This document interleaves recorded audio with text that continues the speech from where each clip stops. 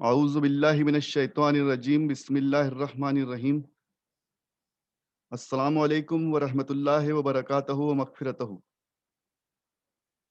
اللہ تعالیٰ کا بڑا شکر کرم اور احسان کہ ہم سب کو اپنے دین کے خاطر ایک دوسرے سے جڑنے کے لیے اور ایک دوسرے سے دین سیکھنے اور سکھانے کے لیے اور ایک دوسرے سے دین کی محبت کے خاطر ایک ساتھ جمع فرمایا اور اس کی توفیق عطا فرمائی۔ ہم جتنا شکر ادا کریں اتنا کم ہے، کیونکہ اللہ تعالیٰ جسے چاہتا ہے اسے ہدایت دے دیتا ہے اور جسے چاہتا ہے اسے گمراہ کر دیتا ہے۔ قرآن مجید میں اللہ تعالیٰ خود فرما رہا ہے کہ ہم جسے چاہتے ہیں ہدایت دے دیتے ہیں، جسے چاہتے ہیں گمراہ کر دیتے ہیں۔ تو ہم اللہ تعالیٰ سے ہمیشہ یہ دعا کرتے رہیں کہ اللہ تعالیٰ ہمیں اس کے پسندیدہ اور نیک بندوں میں شامل کر لے، ہم گناہ گاروں کو معاف فرما دے، ہماری توبہ قبول کر لے اور ہمیں اپنے دین کی خاطر اور دین کے کاموں میں جڑنے کی اور اس پر عمل کرنے کی توفیق عطا فرمائے، آمین۔ آج کا ہمارا موضوع سورہ حج ہے اور دوسری سورہ مبارکہ سورہ صافات، دو سورہ مبارکہ کی کچھ چنندہ آیت مبارکہ ہم پڑھیں گے۔ کچھ چنندہ آیتیں ہیں جو حج کے اور قربانی کے مسائل سے اور اس کی جو اہمیت ہے اور حضرت ابراہیم علیہ السلام کی جو اہمیت ہے اس سے جڑی ہوئی ہیں۔ حضرت ابراہیم علیہ السلام کے بارے میں قرآن مجید میں اللہ تعالیٰ نے کئی مرتبہ کئی سورہ مبارکہ میں الگ الگ بیان کیے ہیں۔ تو ہم آج سورہ حج کی آیت نمبر 26 سے شروع کر رہے ہیں۔ شروع اللہ کے نام سے جو بڑا مہربان ہمیشہ رحم فرمانے والا ہے۔ اور جب ہم نے ابراہیم کو بیت اللہ کی ٹھیک ٹھاک جگہ بتا دی، اس حکم کی بنیاد پر کہ میرے ساتھ کسی چیز کو بھی شریک نہ بنانا، اور ہاں میرے اس گھر کو طواف کرنے والوں اور قیام کرنے والوں، رکوع کرنے والوں اور سجدہ کرنے والوں کے لیے پاک صاف رکھنا۔ سبحان اللہ۔ مطلب اللہ تعالیٰ نے حضرت ابراہیم علیہ السلام کو یہ بات بتائی تھی وحی کے ذریعے۔ حضرت ابراہیم علیہ السلام اللہ تعالیٰ کے نبی ہیں اور ان کو اللہ کا دوست بھی کہا جاتا ہے۔ تو اللہ کے خاص نبیوں میں سے نبی ہیں، اللہ کے خاص بندے ہیں، اور انہوں نے بہت کچھ تکلیفیں اٹھائی ہیں، بہت کچھ قربانیاں دی ہیں، اور کعبہ شریف کی کعبۃ اللہ کی جب بنیاد رکھی گئی اس میں بھی وہ شریک رہے، اور ابراہیم علیہ السلام کو بھی یہ بات بتائی گئی اور قرآن مجید کے ذریعے نبی کریم صلی اللہ علیہ وسلم اور ہماری پوری امت کو یہ بات سمجھائی گئی کہ بیت اللہ مطلب کعبۃ اللہ اللہ کا گھر ہے، اور اس کی جگہ اللہ تعالیٰ نے خود بتائی ہے اپنے فرشتوں اور جبرائیل علیہ السلام کے ذریعے۔ جبرائیل علیہ السلام خود آئے اور کھڑے ہو کر انہوں نے اس کی بنیاد رکھوائی اور جگہ بتائی۔ اور مفسرین اور محدثین فرماتے ہیں کہ جب زمین پر صرف پانی ہی پانی تھا، تو اس میں سب سے پہلے کوئی چیز اگر ابھری ہے، کوئی چیز پانی میں سب سے پہلے ظاہر ہوئی تو وہ کعبۃ اللہ ہے، کعبہ شریف ہے، اور اس کی بہت زیادہ اہمیت قرآن مجید میں بھی آئی اور حدیثوں میں بھی آئی۔ تو ابراہیم علیہ السلام کو اللہ تعالیٰ بتا رہے ہیں کہ بیت اللہ یعنی کعبۃ اللہ کی ٹھیک ٹھیک جگہ ہم نے تمہیں بتا دی، اور اس میں اب میرے ساتھ عبادت کی جگہ ہے، میرے ساتھ کسی کو شریک نہ کرنا۔ مطلب اللہ تعالیٰ نے یہ بھی بتا دیا کہ میرے ساتھ کسی کو شریک مت کرو، کوئی شرک نہ کرو، اور میرے اس گھر کا یعنی کہ کعبہ کا طواف کرنے والوں کو اور قیام کرنے والے، وہاں مطلب رکنے والوں کو، اور رکوع کرنے والے اور سجدہ کرنے والے، رکوع کرنے والے اور سجدہ کرنے والے جب بھی لفظ قرآن مجید میں آتا ہے تو اس کا معنی رہتا ہے کہ نماز ادا کرنے والے۔ رکوع اور سجدہ کرنے والے کون ہیں؟ نماز ادا کرنے والے، ان کے لیے پاک صاف رکھنا۔ یہ اللہ تعالیٰ نے حضرت ابراہیم علیہ السلام کو بھی بتا دیا تھا قرآن مجید کے ذریعے، آپ صلی اللہ علیہ وسلم کو اور ان کی امت کو بھی بتا دیا یہ میرا گھر ہے، یہاں پر آنے والوں کا دھیان رکھنا، عزت کرنا اور اس گھر کو صاف پاک رکھنا۔ اس کے بعد آیت نمبر 27 میں فرمایا انسانوں میں حج کا اعلان کر دو، انسانوں میں حج کا اعلان کر دو، بڑے شوق سے پیدل آئیں گے، ہے نا، دبلی دبلی اونٹنیوں پر، دور دور کے علاقوں سے لوگ اس گھر کی زیارت کو آتے ہی رہیں گے۔ اللہ اکبر. اب اس طرح سے اللہ تعالیٰ نے خود حج کا اعلان کروایا، انسانوں میں حج کا اعلان کر دو. پھر اللہ تعالیٰ نے فرمایا کہ وہ لوگ بڑے شوق سے آئیں گے. اب کچھ لوگ آس پاس سے پیدل آئیں گے، کچھ لوگ دور دور سے اونٹنیوں پر بیٹھ کر آئیں گے، اور اس کی زیارت کے لیے لوگ آتے ہی رہیں گے. یہ اللہ تعالیٰ نے پہلے ہی فرما دی یہ بات کہ اس گھر کی زیارت کے لوگ آتے رہیں گے. پھر آگے فرمایا تاکہ اپنے منافع اپنی آنکھوں سے دیکھ لیں. اور حج کے معلوم دنوں میں، جو معلوم دن ہے مطلب جہاں حج کے دن ہیں، اس میں ان پالتو چار پائے جانوروں پر اللہ کا نام لے کر ذبح کریں. اب یہ قربانی کا حکم یہاں پر آیا ہے، کس طرح سے ذبح کرنا حج میں قربانی واجب ہے. تو یہ قرآن مجید میں اللہ تعالیٰ نے فرما دیا کہ حج کے دنوں میں اپنے جانوروں کو قربان کرو، اور اللہ نے عطا فرمائے جو تمہیں، اس میں سے خود بھی کھاؤ اور غریبوں کو، محتاجوں کو، فقیروں کو بھی کھلاؤ.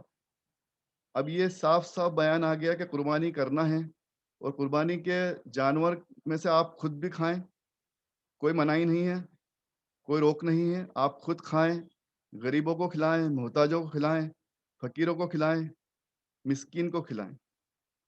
اور پھر فرمایا کہ اپنا تمام میل کچیل مطلب اپنے گناہ دور کر لو، اور اپنی نظر منت کو یہاں پوری کر لو. مطلب اللہ تعالیٰ یہ پسند فرماتا ہے کہ تم یہاں آؤ، حج کرو، قربانی کرو، اور اپنے گناہوں کو صاف پاک کر لو، گناہوں کو دھو لو. اور آپ اپنی جو نظر منت ہے، نظر منت کرنا اللہ کے لیے جائز ہے. اللہ سے آپ منت مانگو، اللہ کے لیے کچھ نظر کرو، اللہ تعالیٰ نے اس کی اجازت دی ہے. آپ منت اللہ کے سوا کسی اور سے نہ مانگیں، کسی بندے سے کسی اور جگہ جا کر منت مانگنے کی پرمیشن نہیں ہے. منت مانگنا ہے آپ کو تو اللہ تعالیٰ سے مانگو، ہے نا. منت نماز کی جائز ہے کہ آپ شکرانے کی نماز کی منت مانگیں، نفل روزہ رکھنے کی منت مانگیں، قربانی کرنے کی منت مانگیں، صدقہ کرنے کی منت مانگیں. یہ سب منت جائز ہے. اس کے علاوہ دوسری طرح کی جو ناسمجھی میں، لا علمی میں لوگ جگہ جگہ جا کر، خاص طور سے قبروں پر جا کر، مزار پر جا کر کچھ بھی منت مانگتے ہیں، وہ جائز نہیں. منت صرف اللہ سے مانگنا ہے. اللہ سے جو چاہے مانگو، اللہ خوب دینے والا ہے. اللہ سے ہی منت مانگنا ہے، اللہ کے سوا کسی اور سے منت نہیں مانگنا ہے. تو اللہ تعالیٰ فرما رہا ہے پھر اپنی نظر منت کو یہاں پوری کر لو، اور اس آزاد گھر کا طواف کرو، یعنی کہ اس پاک اور صاف اور آزاد گھر کا طواف کرو. اور یہ سب سے بڑے مالک کا دربار ہے، یعنی کہ اللہ تعالیٰ صاف طور سے فرما رہا ہے کہ یہ میرا دربار ہے، میرا گھر ہے. اس کی حرمت کو سمجھو، اس کی عزت کو سمجھو. پھر آگے فرمایا خوب دھیان رکھو کہ جو شخص اللہ کے نام لگی چیزوں کا ادب کرے تو اس کے رب کے حضور اسے اچھا ثواب ملے گا. اب دیکھیے، اللہ کا نام لیا ہوا جس چیز پر ہے اس کی بھی عزت کرنا ہے. اللہ تو بے شک رب العالمین ہے، وہ تو ہمارا رب ہے ہی، اس کی تو عزت اور اہمیت اپنی جگہ ہے. لیکن جس چیز پر اللہ کا نام لگ جائے، مطلب اللہ کے لیے جو نظر ہو جائے یا جس پر اللہ کا نام لے لیا جائے، اس چیز کا بھی ادب کرنا ہے. تو اس کے رب کے حضور سے اچھا ثواب ملے گا. اور اس سے پہلے تم کو جو پڑھ کر سنائے گئے تھے ان جانوروں کو چھوڑ کر تمہارے لیے پالتو چارپائے جانور حلال کر دیے گئے. بس اب تم بتوں کی گندگی اور پلیدی سے الگ ہو جاؤ اور جھوٹی بناوٹی باتوں سے بچتے رہنا. استغفر اللہ. مطلب ہمارے لیے جن جانور کا اللہ تعالیٰ کے نام سے قربانی کرنا ہے ان کی بھی عزت کرنا ہے. اس کے علاوہ تمام جانور ہمارے لیے حلال کر دیے گئے ہیں جو جائز ہیں، جو جائز قرار دیے اس کے پہلے قرآن مجید میں.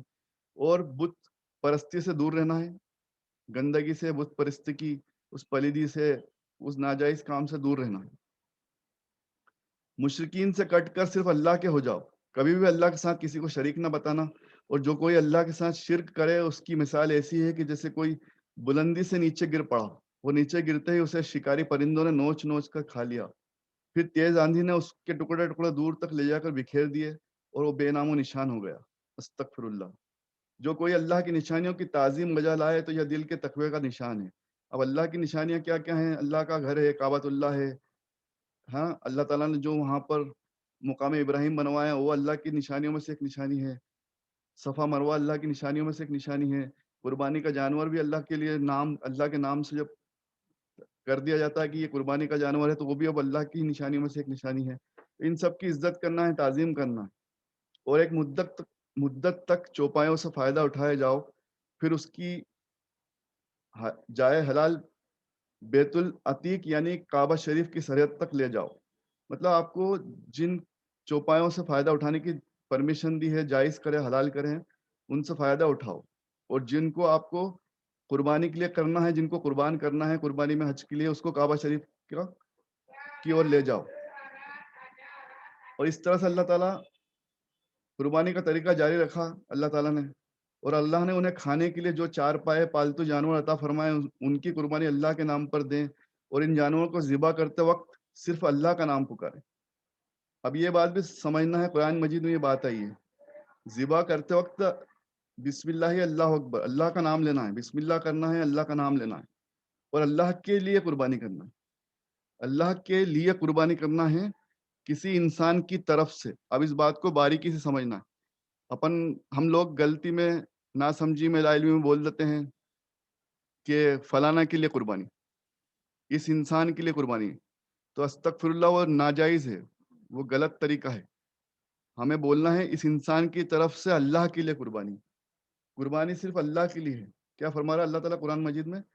کہ فرمائیں کہ ان کی قربانی اللہ کے نام پر ہے نا، اور یہ اللہ کا نام پکاریں، یہ قربانی اللہ، صرف اللہ کا نام پکاریں۔ تم سب کا معبود تو ایک ہی ہے، اور تم سب اسی کے حکم ماننے والے، اس کے فرمان بردار یعنی کہ مسلمان ہوں۔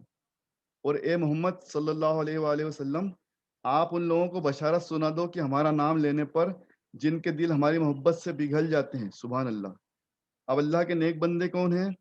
جن کے سامنے اللہ کا نام لیا جائے، یا جو خود اللہ کا نام لیں اور ان کا دل محبت سے پگھل جائے، یہ اللہ کے نیک بندے ہیں۔ ان لوگوں کی یہ نشانی ہے، جب جب ان کے سامنے اللہ کا نام لیا جائے، بس ان کے دل کانپ جاتے ہیں، اور جو مصیبت ان پر پڑتی ہے اس پر صبر کر کے جی کو تھام لیتے ہیں، اور نماز کو قائم رکھتے ہیں، اور جو بھی ہم نے انہیں روزی دی اس میں سے ہماری راہ میں خرچ بھی کرتے ہیں۔ یہ نشانیاں ہیں اللہ کے نیک بندوں کی۔ آگے فرمایا تمہارے لیے اللہ کے نام لگی قربانی کے اونٹ بھی اللہ کا نشان بنا دیے گئے ہیں۔ اب جو میں آپ کے سامنے پیش کر رہا تھا وہ بات یہاں آ گئی کہ اب جو قربانی کے اونٹ ہیں، جو جانور ہیں، وہ بھی اللہ کے نشان بنا دیے گئے ہیں، وہ بھی اللہ کی نشانی ہو گئے ہیں۔ تمہارے لیے اس میں بہت سے فائدے ہیں، بس انہیں قطار میں کھڑے کر کے قربانی کرو، اور ان پر صرف اللہ کا نام پکارو، پھر جب وہ اپنی کروٹوں کے بل گر پڑیں تو تم بھی کھاؤ، اور سوال نہ کرنے والے اور بے قرار سوالی سب کو کھلاؤ۔ اب دیکھیے کیا اللہ تعالیٰ نے کتنی اچھی بات فرما دی کہ تم خود بھی کھاؤ، اور جو نہیں مانگتے ہیں، جو سوال نہ کرتے ہیں، ان کو بھی کھلاؤ، ان کا بھی خیال رکھو۔ صرف ایسا نہیں کہ مانگنے والوں کو دینا ہے، سوال نہ کرنے والے اور بے قرار سوالی سب کو کھلاؤ۔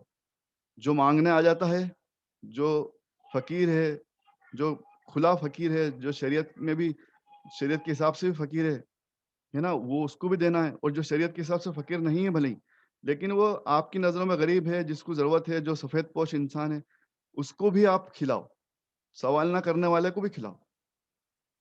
کیا خوب فائدے والے جانور ہم نے تمہارے کام میں لگا دیے تاکہ تم ہمارا شکر مناؤ، شکر مانو۔ سبحان اللہ۔ آگے اب بہت خوبصورت بات اللہ تعالیٰ فرما رہا ہے آیت نمبر 37 میں، قربانی کے جانوروں کا گوشت اور خون اللہ کو نہیں پہنچتا، لیکن تمہارے دل کا ادب اور نیت کا خلوص یعنی تمہارا تقوی اللہ کے دربار میں فوراً پہنچ جاتا ہے۔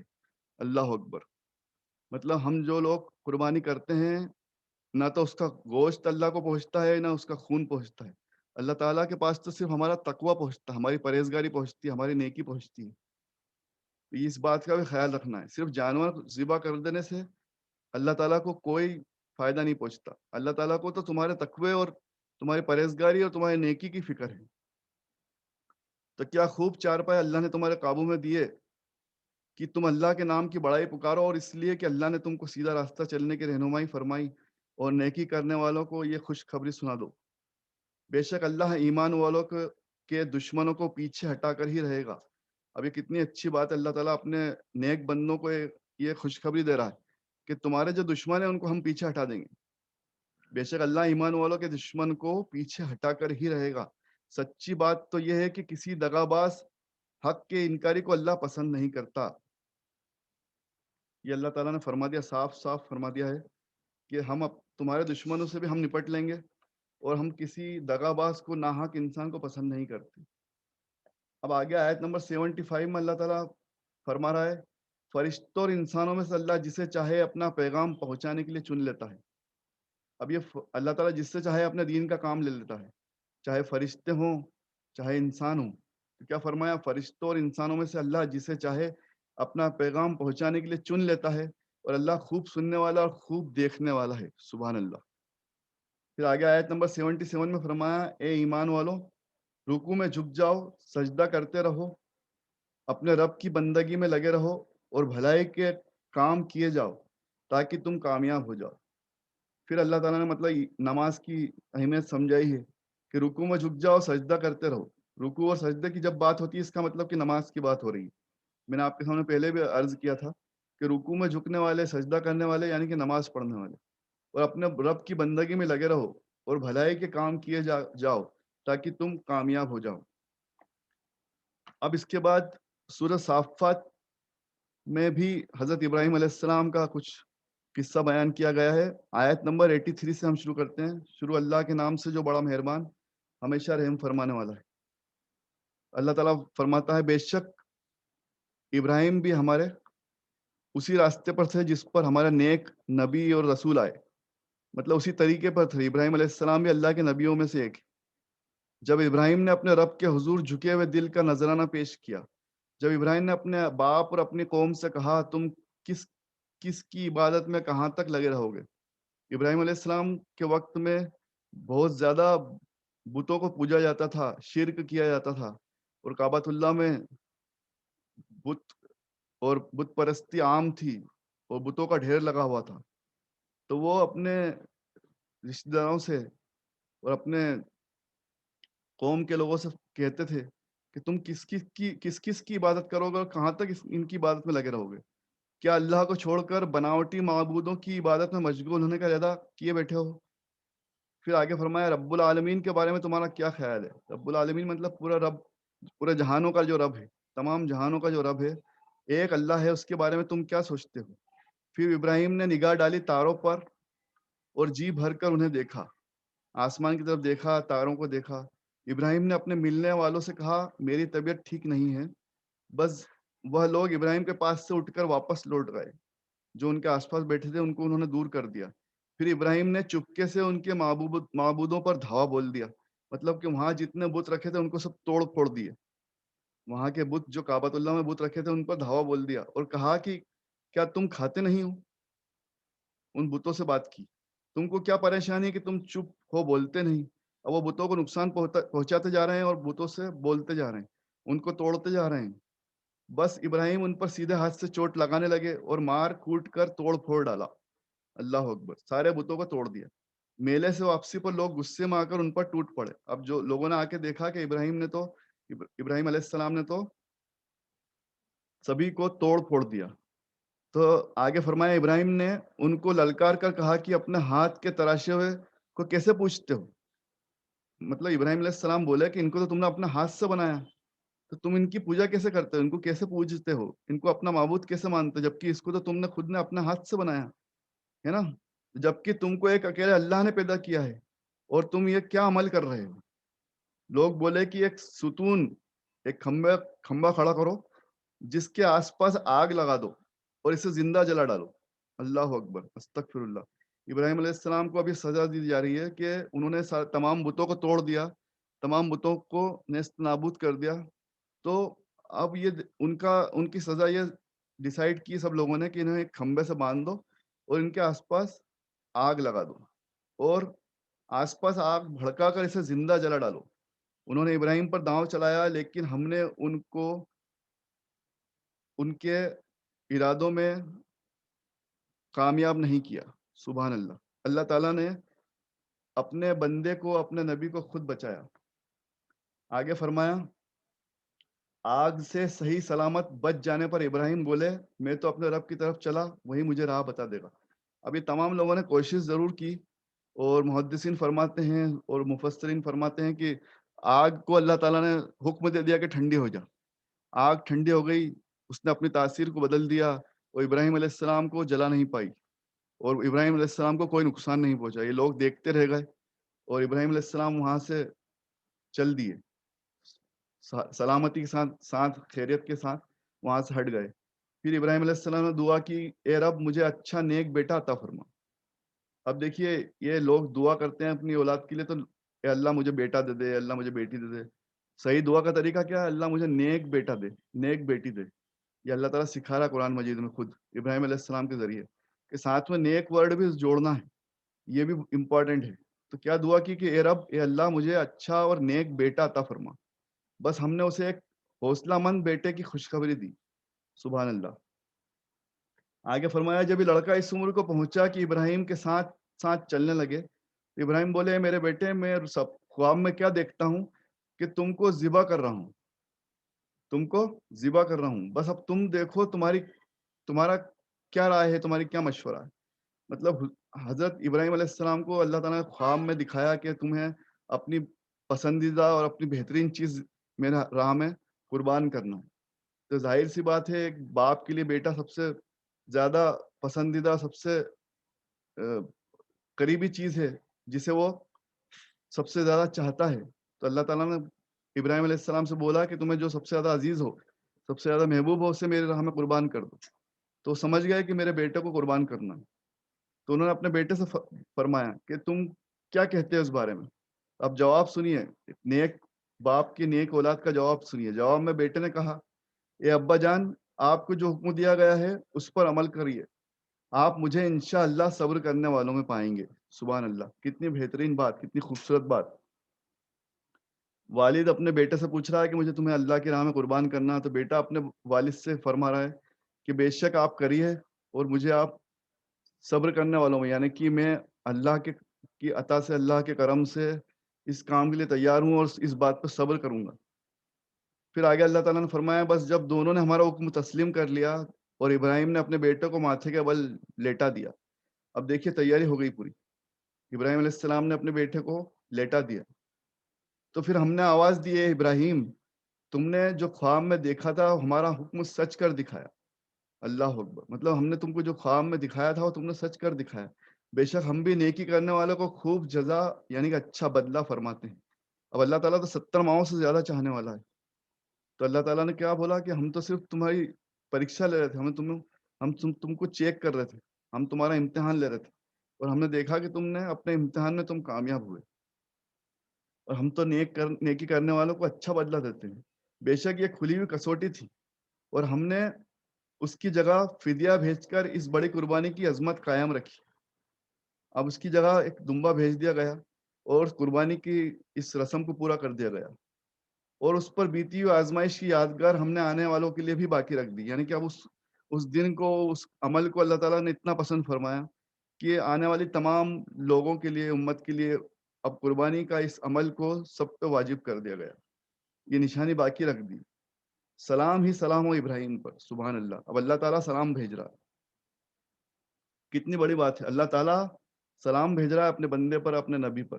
کیا فرما رہا ہے آیت نمبر 109 میں, سلام ہی سلام ہو ابراہیم پر, نیکی کرنے والوں کو کیا خوب جزا, کیا خوب بدلہ ہم دیتے ہیں. اللہ تعالیٰ فرما رہا ہے کہ نیکی کرنے والوں کو ہم خوب بہترین بدلہ دیتے ہیں. واقعی ابراہیم ہمارے ایمان والے بندوں میں سے تھا. سبحان اللہ. اور خوشخبری سنا دی ان کو ہم نے اسحاق کی, جو بہت نیکی پھیلانے والے نبی تھے. تو اللہ تعالیٰ نے ان کو ایک بیٹا اور دیا, اسماعیل علیہ السلام کے بعد اسحاق علیہ السلام بھی فرمائے.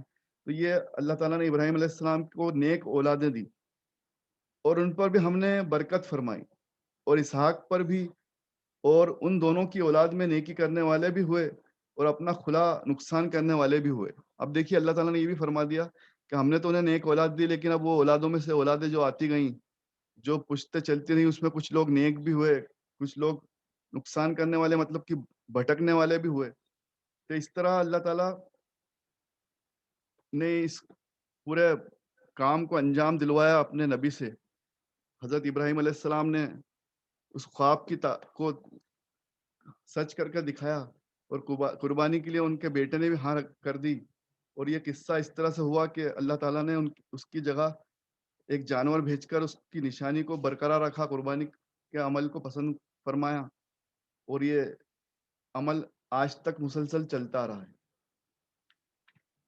اب قربانی کے مسائل کا کچھ بیان ہے، کچھ وقت ہمارے پاس موجود ہے، تو ہم کوشش کریں گے کہ کچھ حدیث مبارکہ صحیح بخاری سے پڑھنے کی۔ صحیح بخاری میں قربانی کے مسائل کا بیان ہے، اس میں سے کچھ جتنا وقت ہمارے پاس ہے اس میں سے کچھ حدیث مبارکہ ہم پڑھتے ہیں۔ حدیث نمبر 5545 میں آپ صلی اللہ علیہ وسلم نے فرمایا، آج عید الاضحیٰ کے دن کی ابتدا ہم نماز عید سے کریں گے۔ اب فجر کی نماز کے بعد سب سے پہلے عید الاضحیٰ کی نماز پڑھنا ہے، پھر واپس آ کر قربانی کریں گے، وہاں سے آ کر قربانی کرنا ہے۔ جو اس طرح کرے گا وہ ہماری سنت کے مطابق کرے گا۔ سبحان اللہ، مطلب جو اس پر عمل کرے گا وہ آپ صلی اللہ علیہ وسلم کی سنت پر عمل کرے گا۔ لیکن جو شخص نماز عید سے پہلے ذبح کرے گا تو اس کی حیثیت صرف گوشت کی ہوگی، مطلب وہ کچھ لوگوں نے اس وقت یہ کام انجام دے دیا تھا نبی کریم صلی اللہ علیہ وسلم کے سامنے ہی، اور اس پہ آپ اللہ تعالیٰ نے آیت مبارکہ بھی نازل کی تھی کہ تمہاری کوئی نیکی، کوئی عمل میرے نبی سے کے فرمان کے مطابق نہ ہوگا تو قبول نہیں، اور تم لوگ میرے نبی سے نیکی میں آگے بڑھنے کی کوشش مت کرنا۔ یہ بات بھی اللہ تعالیٰ نے قرآن مجید میں فرما دی اور وارن کر دیا، سب کو خبردار کر دیا تھا کہ کچھ لوگوں نے آپ صلی اللہ علیہ وسلم سے پہلے قربانی کرنے کی کوشش کی، تو اللہ تعالیٰ کو یہ پسند نہیں کہ ان کے نبی سے، ان کے محبوب سے کوئی آگے بڑھے، کوئی انہیں اوورٹیک کرنے کی کوشش کرے، نعوذ باللہ استغفر اللہ۔ تو اللہ تعالیٰ اس بات کو پسند نہیں فرماتا۔ تو یہاں پہ بھی حدیث کے ذریعے آپ صلی اللہ علیہ وسلم فرما رہے ہیں کہ نماز عید سے پہلے ذبح نہیں کرنا۔ اگر آپ نے ذبح کر لیا تو پھر وہ ایک قربانی نہیں بچی، وہ صرف ایک گوشت ہو گیا، آپ کے لیے نارمل گوشت کی طرح ہو گیا، جس طرح سے آپ گوشت کھاتے ہو، جو اپنے گھر والوں کے لیے تیار کر لیا ہو۔ قربانی تو قطعی نہیں، وہ قربانی قطعی نہیں ہے۔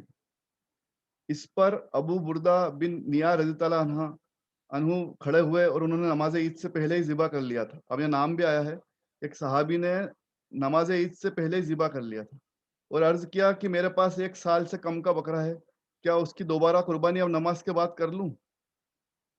آپ صلی اللہ علیہ وسلم فرمایا کہ اس کی قربانی کر لو، لیکن تمہارے بعد یہ کسی کے لیے جائز نہیں ہوگا۔ اب مطلب تم نے آج غلطی کر لی، غلطی کر دی، معافی بھی مانگ لی، اب آج تمہارے پاس کوئی جانور نہیں ہے، چاہے 1 سال سے کم کا جانور ہے، ابھی تو تم اس کو قربان کر دو، انشاءاللہ اللہ قبول فرمائے گا، لیکن آگے اس کی اب اجازت نہیں کہ کوئی نماز سے پہلے قربانی کر لے یا کوئی بعد میں 1 سال سے کم کے جانور کی قربانی کرے۔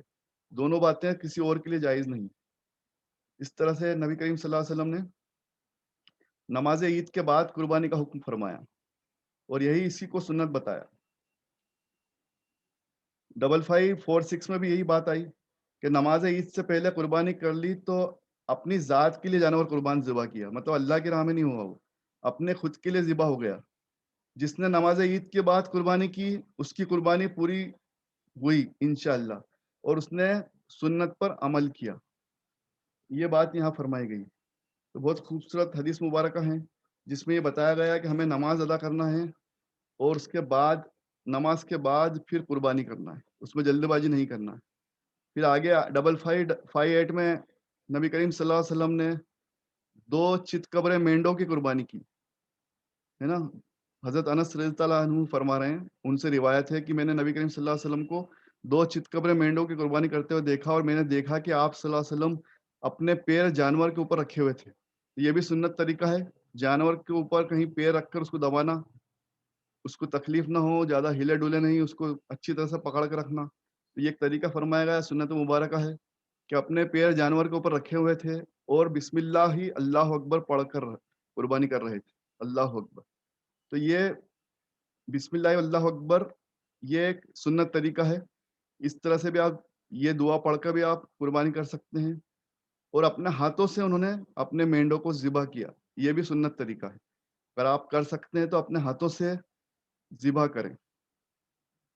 یہ حدیث مبارکہ آئی اور اس کے ذریعے ہمیں کچھ باتیں سمجھ میں آئی، کچھ سیکھنے کو ملا۔ تو اس کے آگے انشاءاللہ جب بھی وقت ملے گا تو ہم کچھ اور حدیث مبارکہ سمجھنے کی، پڑھنے کی کوشش کریں گے۔ اللہ تعالی ہم سب کو کہنے سننے کے ساتھ ساتھ عمل کی توفیق عطا فرمائے۔ وآخر الدعوانا ان الحمد للہ رب العالمین۔ کچھ غلطی ہو گئی ہو تو اللہ تعالیٰ اپنے رحم و کرم کے صدقے و طفیل میں، اپنے محبوب نبی کریم صلی اللہ علیہ وسلم کے صدقے و طفیل میں ہماری غلطیوں کو معاف فرمائیں، ہمارے کہنے سننے میں جو غلطی ہو گئی ہو، سمجھنے میں جو غلطی ہو گئی ہو، اللہ تعالیٰ اسے معاف فرمائے۔ بسم اللہ الرحمن الرحیم، الحمد للہ رب العالمین، اللہم صلی علی سیدنا مولانا محمد وعلی آل سیدنا مولانا محمد وبارک وسلم۔ اے اللہ ہماری اس ٹوٹی پھوٹی نیکی کو قبول و مقبول فرما۔ اے اللہ ہم سب کا یہاں جڑنا قبول فرما لے۔ ہم سب کے تمام، ہم سب جو بھی جس نیت سے جڑے ہیں، اللہ ہم سب کی تمام نیتوں کو قبول فرما لے، اس کو قبول و مقبول فرما لے۔ ہم سب کی غلطیوں کو، گناہوں کو، خطاؤں کو معاف فرما دے، اور اس ٹوٹی پھوٹی نیکی کو وسیلہ بنا دے، اور ہمارے تمام بھائیوں کو، بیمار بہنوں کو، ہم سب کو، تمام بیماروں کو شفا، تندرستی اور صحت یاب عطا فرما دے۔ اللہ تعالیٰ سب کو آسانی عطا فرما دے، اور ہمارے تمام مرحومین کو، ہمارے والدین کو، ہمارے رشتہ داروں کو، تمام امت مسلمہ کو اس کا ایصال ثواب عطا فرما دے۔ حضور اکرم صلی اللہ علیہ وسلم کے صدقے طفیل میں ہماری دعاؤں کو قبول فرما لے۔ حضور صلی اللہ علیہ وسلم کو جنت الفردوس میں اعلیٰ سالہ مقام عطا فرما دے، بہترین مقام عطا فرما دے۔ ان کے صدقے طفیل میں ہمارے تمام مرحومین کو جنت الفردوس عطا فرما دے، سب کو ایصال ثواب عطا فرما دے، سب کے درجات کو بلند فرما دے۔ اے اللہ ہم سب کی تمام دعاؤں کو قبول فرما لے۔ ہم سب کے تمام رشتہ داروں کو، بھائیوں کو، بہنوں کو، جس نے دعا کے لیے کہا ہے، سب کی تمام دعاؤں کو قبول فرما لے، اور ہم سب کو ہمارے بھائیوں کو سب کو تندرستی عطا فرما دے، صحت یاب عطا فرما دے، شفا عطا فرما دے، رحم و کرم کا معاملہ عطا فرما دے۔ اللہ تو چاہے تو تنکے میں جان ڈال دے، اے اللہ تو چاہے تو تنکے میں جان ڈال دے۔ اللہ تمام بیماروں کو طاقت عطا فرما دے، صحت یاب عطا فرما دے۔ اللہ تمام بیماروں کو صحت عطا فرما دے، طاقت عطا فرما دے۔ اللہ ہم سب کی تمام دعاؤں کو قبول مقبول فرما لے۔ آمین یا رب العالمین۔ ربنا آتینا فی الدنیا حسنۃ وفی الآخرۃ حسنۃ وقینا عذاب النار۔ شکریہ، اللہ حافظ۔